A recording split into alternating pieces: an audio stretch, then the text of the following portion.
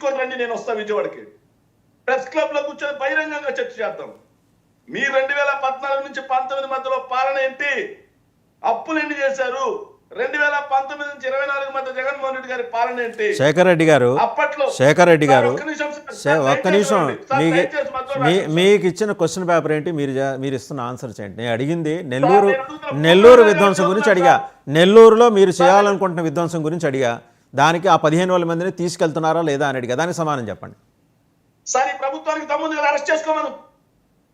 ఊరికే సోది మాటలేందుకు పొద్దున్నే? దమ్ముంటే అరెస్ట్ చేసుకోరా, చూపించా 14,999 మందిని సంఘ విద్రోహ శక్తులు అని చెప్పి అరెస్ట్ చేయి. వాళ్ళు చేసిన నేరాలు ఏందో చూపించి కోర్టుకు చూపి. లే, నోరుంది, మీడియా ఉంది, మనం మాట్లాడతాం, మీడియాలో చూపిస్తారు, అయిపోయింది. ఇప్పుడు నెల్లూరు పర్యటన తర్వాత నెక్స్ట్ ఏంటండి? మళ్ళీ ఢిల్లీకి కాగితాలన్నీ రాసుకొని వెళ్ళి రాష్ట్రంలో శాంతి భద్రతలన్నీ అడుగంటిపోయినాయి. తక్షణం అమిత్ షా గారు ఇంటర్వ్యూ అవ్వాలి. ఇది అంటే ఏమన్నా డ్రాఫ్ట్ రెడీ అవుతుందా మీ కార్యాలయంలో? మాకేం అవసరం సార్, మాకేంటి అవసరం? మేము ప్రజల్లోకి వెళ్తాం. అది ప్రతిపక్షంగా మా బాధ్యత, మాకు హక్కు. అది ప్రజా సమస్యల మీద పోరాటం చేస్తాం. సార్, నేను ఒక మాట చెప్పాలి సార్, దయచేసి ఈ విషయం మాత్రం ఇంటరప్ట్ చేయొచ్చు సార్, ఎందుకంటే ప్రజలకు కూడా తెలియాలి సార్. సో నేను అడుగుతున్నాను కదా, భూతం పారిశ్రామికవేత్తలు రావట్లేదని. సార్, నేను అడుగుతున్నాను సార్, 1,103 కోట్ల రూపాయల పెట్టుబడులు ఆంధ్రప్రదేశ్ రాష్ట్రంలో 2019 నుంచి 24 మధ్యలో గ్రౌండ్ అయ్యాయి అని వీళ్ళు ఇచ్చినటువంటి సర్వేలో ఉంది సార్. వీళ్ళు ఈ ప్రభుత్వం ఇచ్చిన బడ్జెట్ లో 40 లక్షల మందికి ఉపాధి ఇచ్చారు అని చెప్పి నవంబర్లో వీళ్ళు పెట్టిన బడ్జెట్ లో ఇచ్చారు సార్. మరి విధ్వంసం ఏమైపోయింది? 3,30,000 కోట్ల రూపాయలు అప్పు చేస్తే విధ్వంసం అంటే 5 ఏళ్లలో సార్.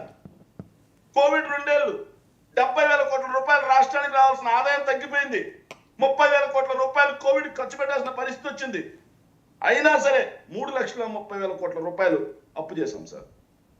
దాంట్లో 4 పోర్ట్లు, 10 ఫిషింగ్ హార్బర్లు, సచివాలయాలు, రైతు భరోసా కేంద్రాలు, మెడికల్ కాలేజీలు, సంక్షేమం 2,70,000. ఇన్ని చేశాం కానీ మనం రోడ్లు వేయటం మర్చిపోయాం అక్కడికి వెళ్ళటానికి. సార్, ఒక్క నిమిషం సార్, మళ్ళీ వస్తాం మీ దగ్గరికి మన కృష్ణాంజలి గారి దగ్గర.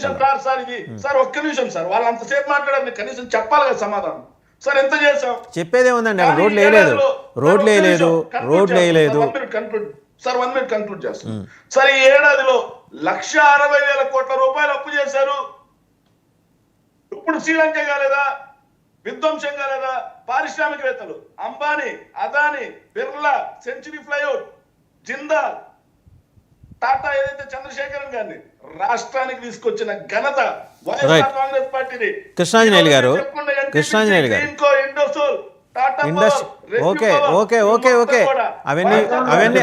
అవన్నీ మీ వెబ్సైట్ లో ఉంటాయి, మీరు ఎప్పుడు చెప్పేవి. కానీ కృష్ణాంజనేయులు గారు, ఏంటండి ఇప్పుడు నెల్లూరు అంత హడావుడికి వెళ్ళకపోతే ఏమండి? ఆ పరామర్శల పేరుతోటి ఒక 15,000 మందిని వేసుకుని వెళ్ళటాలు, మళ్ళీ సేమ్ మొత్తం ఇప్పటిదాకా 4 గుంటూరు మిర్చి యార్డు, తర్వాత అనంతపురం రాపుతాడు, ప్రకాశం జిల్లా పొదిలి, ఇప్పుడు మన సత్తెనపల్లి దగ్గర విలేజ్ పల్నాడు జిల్లాలో. ఇప్పుడు మళ్ళీ సేమ్ వీళ్ళని మళ్ళీ తయారు చేసుకొని రెడీ చేసుకొని మళ్ళీ బైకులు వేసుకొనో, పరిగెత్తో, పాకుతూనో, నడుచుకుంటూనో అక్కడ దాకా వెళ్ళాల్సిన నెసిటీ ఏంటండి? కాకాని గోవర్ధన్ రెడ్డి గారిని మీరు పరామర్శించి వచ్చేయండి. ఎందుకు ఈ మాబుని వేసుకుని వెళ్ళాల్సిన అవసరం ఏముంది? వాసుదేవన్ గారు, ప్రతిపక్ష పార్టీ నేతగా జగన్మోహన్ రెడ్డి ప్రజల్లోకి వెళ్ళటం అనేటువంటిది రాజ్యాంగబద్ధంగా ఆయనకు ఉన్నటువంటి హక్కు. ఆయనకు భద్రత కల్పించాల్సినటువంటి బాధ్యత కూడా ఖచ్చితంగా ప్రభుత్వం మీద ఉంటుంది.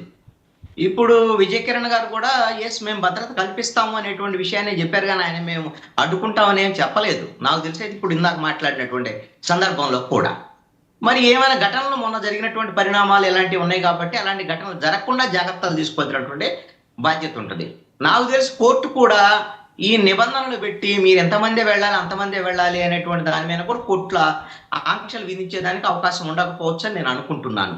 ఎందుకంటే ఒక ప్రతిపక్ష నాయకుడు వెళ్ళేటువంటి క్రమంలో ఆయా పార్టీలకు సంబంధించినటువంటి వాళ్ళు వస్తారు, జాగ్రత్తలు తీసుకోవాల్సిన